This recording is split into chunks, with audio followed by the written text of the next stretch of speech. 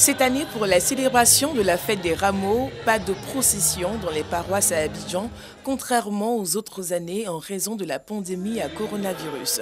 Ici, à la paroisse Notre-Dame du Perpétuel Secours de Treichville, la messe démarre par la bénédiction des rameaux et des fidèles. Comme le veut la tradition chrétienne, les chrétiens apportent les rameaux pendant les messes. La fête des rameaux symbolise l'entrée triomphale et glorieuse du Sauveur et Seigneur Jésus-Christ à Jérusalem. La fête des rameaux, comme chaque année, n'est-ce pas, sa densité spirituelle. Certes, cette année, pour cause de Covid-19, il n'y a pas eu de procession de rameaux, ce qui draine des foules nombreuses. Mais nous avons vécu l'essentiel. L'essentiel, c'est la parole de Dieu, c'est la lecture dialoguée de l'Évangile, parce que ce dimanche de Rameaux est appelé aussi dimanche de la Passion. Dans nos milieux de vie, dans nos familles, nos foyers, dans nos responsabilités au quotidien, que nous devons assumer les valeurs de l'Évangile de Jésus-Christ. Après la paroisse Notre-Dame du Perpétuel Secours de Treichville, cap sur l'église méthodiste du Jubilé dans la commune de Cocody. Rameaux en main, la célébration était de taille. Les fidèles ont mis leurs plus beaux vêtements pour leur roi. L'homme de Dieu, le pasteur Roger Missou, a invité les chrétiens à la paix, à implorer la grâce du Seigneur pour la guérison des malades de la Covid-19 et prier pour la fin de cette pandémie. Heureux ceux qui procurent la paix quand ils seront appelés fils de Dieu. Donc tous les chrétiens doivent s'aimer les graines de la paix partout. Si il doit avoir un élan de paix, ça doit sortir d'abord de la chrétienté, c'est-à-dire des chrétiens. Il serait contradictoire et même suicidaire qu'un chrétien puisse adonner à tout acte de belligérance. Parce que la Bible dit que celui qui est en guerre contre son frère ne peut pas être en paix avec Dieu. Que Christ donc apporte la guérison contre la Covid-19, 20, 21, etc. C'est toutes les maladies, que le Seigneur ait pitié de nous et qu'il manifeste ce qu'il a promis à l'humanité, la santé, la paix et le salut par sa grâce. Le dimanche des rameaux donne le top départ de la Semaine Sainte, durant laquelle sera célébré le Tridium pascal.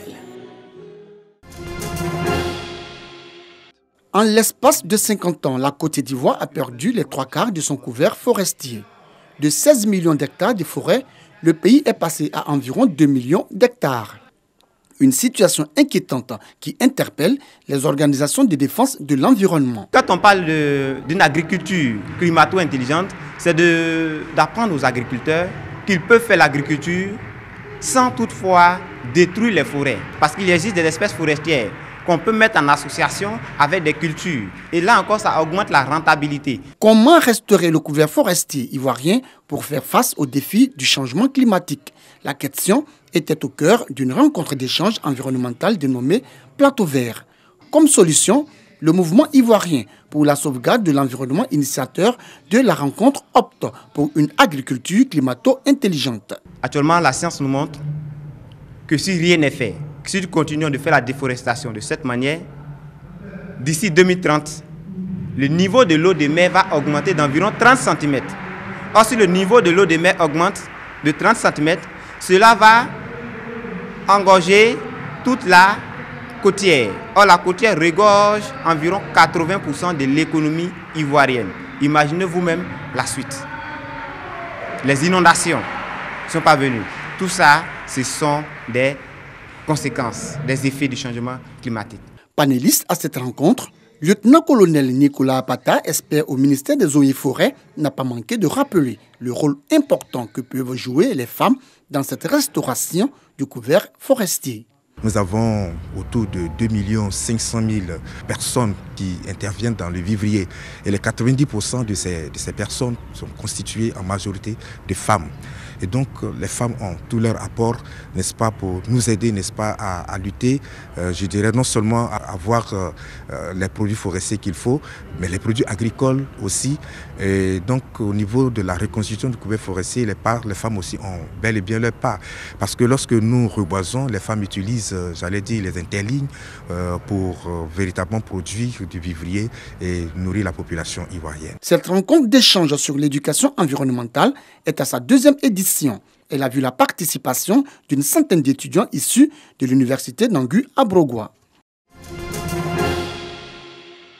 Université Félix Houphouët-Boigny de Cocody. Géraldine y est pour une opération don de sang.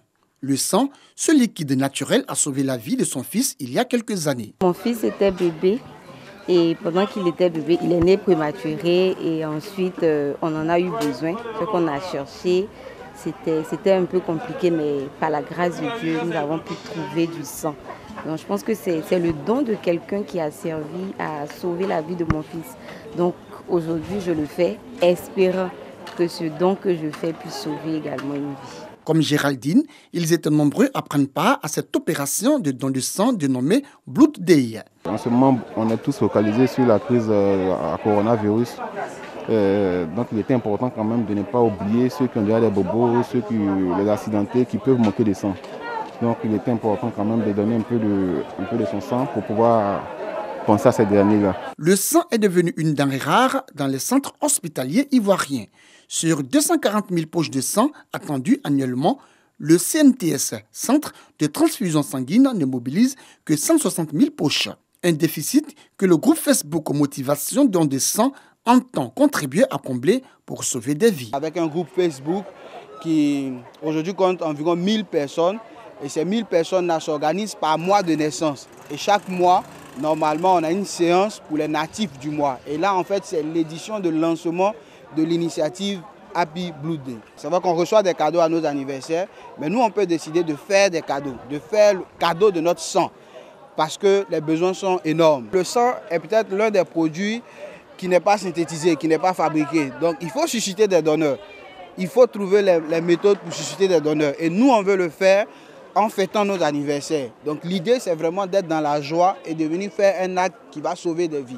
Ce sont plus de 200 poches de sang qui ont été collectées. Cette opération de don de sang est désormais une activité mensuelle selon le président de cette organisation créée à partir.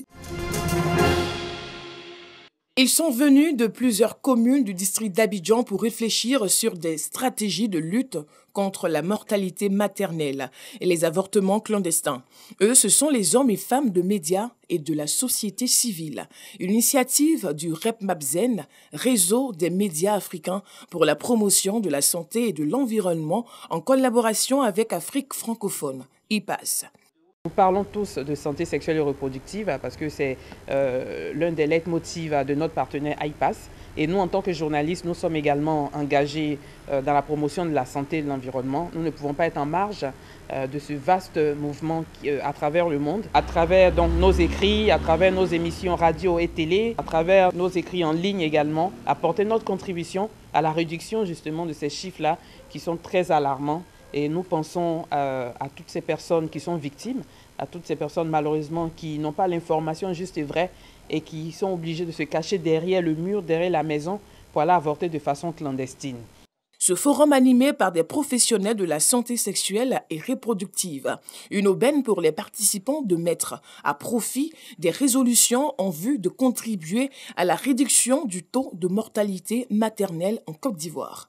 Nous voudrions vraiment que les résolutions qui sont sorties de ce forum-là ne puissent pas rester dans les tiroirs, que nos autorités puissent entendre le message que nous avons passé au cours de cette journée de forum afin que les choses puissent bouger, qu'on ait une loi pour encadrer vraiment tout ce qui concerne la santé sexuelle et reproductive afin que si une femme se retrouve dans une situation de viol, d'inceste, ou que la santé de la mère et l'enfant est en danger, elle puisse avoir quand même le droit de pouvoir pratiquer un avortement sécurisé dans un cadre médicalisé. Selon la dernière enquête démographique et de la santé, la Côte d'Ivoire enregistre 614 décès pour 100 000 naissances vivantes. Le REPMAPZEN entend donc multiplier les campagnes de sensibilisation dans les communes du district d'Abidjan et des villes de l'intérieur.